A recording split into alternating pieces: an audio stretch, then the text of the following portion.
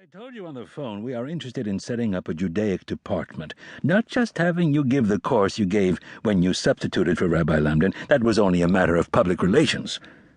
Public relations? That's right. The school was founded in the middle of the last century as a 2-year ladies' seminary, and it was called Windermere Ladies Christian Seminary, not because it was in any way denominational or religious, so they may have had a chapel once a week, but to assure parents that it was a sober, sedate institution and that no hijinks were tolerated. When we became a 4-year college and coeducational, albeit largely a fallback school for those who had applied elsewhere and been turned down, we began to attract students from out of state, especially from New York and New Jersey, many of whom were Jews. My predecessor thought it would help matters if we listed a course in Judaic philosophy and had a rabbi give it. I gather that over the years, only Jewish students took it, just as only black students ever register for the course in black studies that Reverend Johnson gives. I don't know what the students got out of it other than high marks. A's, or at least B's, were practically assured.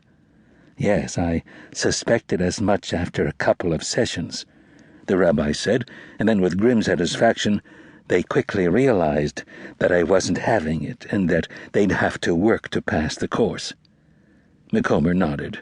That's because you were rather old-fashioned in your attitude towards collegiate education. You thought the teacher should teach. By that time, the idea had developed that the function of the professor was not to teach, but to engage in research and publish papers in learned journals on his findings. And so his teaching load was cut back to give him more time for research, and if he was prestigious, he did almost no teaching at all.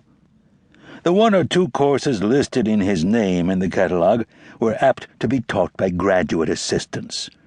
The college was an ivory tower in which the student profited by being exposed to the atmosphere, I suppose, which is why the students were permitted to take any courses they chose, with no thought that there was a body of knowledge that they had to acquire.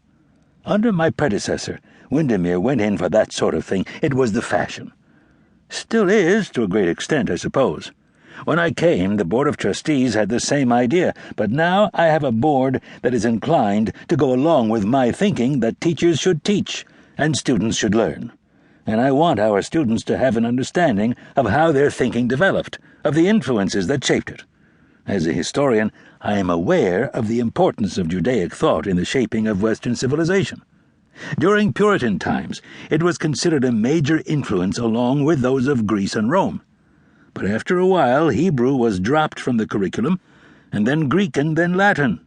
Nowadays, colleges are more apt to offer a course in women's studies or black studies. It proves that the institution is modern and free of prejudice.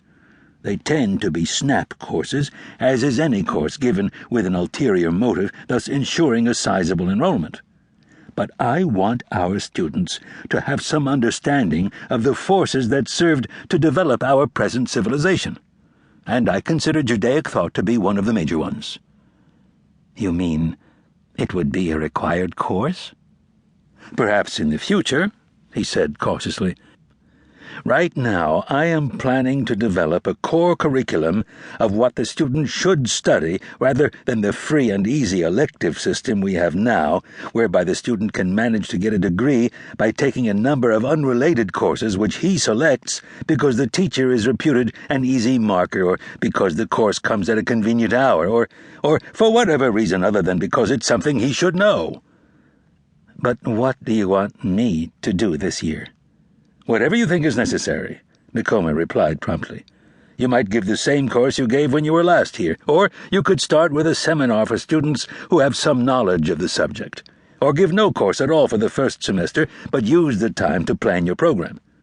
All I ask is that you make yourself available for several hours every day so that you can be consulted by interested students or by faculty, especially from the history and philosophy departments.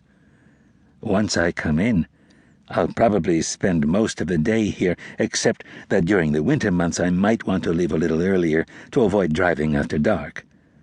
You'll be driving in every day? I plan to. Well, if you find it taxing, I'm sure you can make arrangements with one of the faculty who live in your town and drive in with him. Let's see, Roger Fine, whom you helped so much when you were last here, I'm sure he'd be glad to give you a lift in every morning. The Fines have moved to Newton, And in any case, I wouldn't ask him just To keep listening to this audiobook, I've left you a link in the description so you can do it at no cost thanks to Audible's 30-day free trial.